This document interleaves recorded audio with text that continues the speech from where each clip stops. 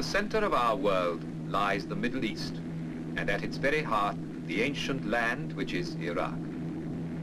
Two great rivers span its length, the Tigris and Euphrates.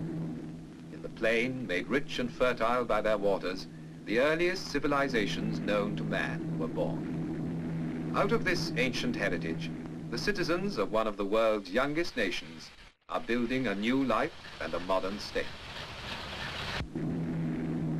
Ageless Iraq is no longer a remote, isolated country.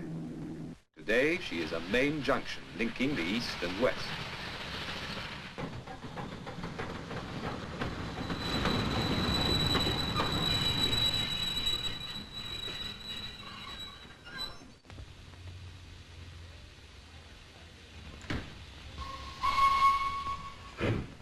Her capital is Baghdad, a name that conjures up all the romance of Harun al-Rashid and the Arabian Nights of 1,000 years ago, when this was the fabulous capital of the Islamic world.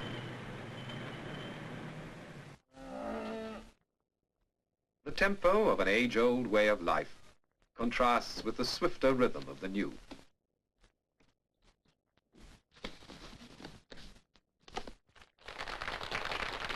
The 20th century has come to Baghdad, with steel and concrete, with shining cars and wide streets.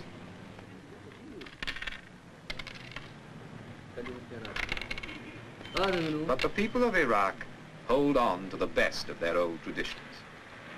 In the bazaars, you can see and hear them carrying on the art and exquisite craftsmanship that has been their pride for hundreds of years. 2,000 years before Christ, the world's first code of justice was laid down in the halls of Babylon.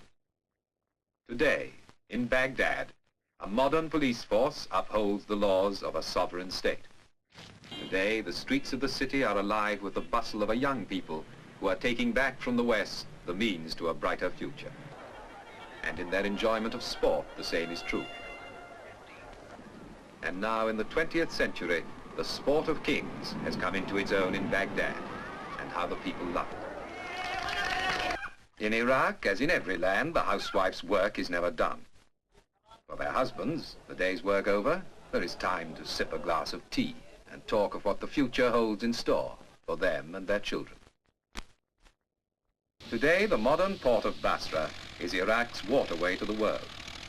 Ships laden with the goods of the new age sail out from the Persian Gulf to the Indian Ocean and the Far Orient.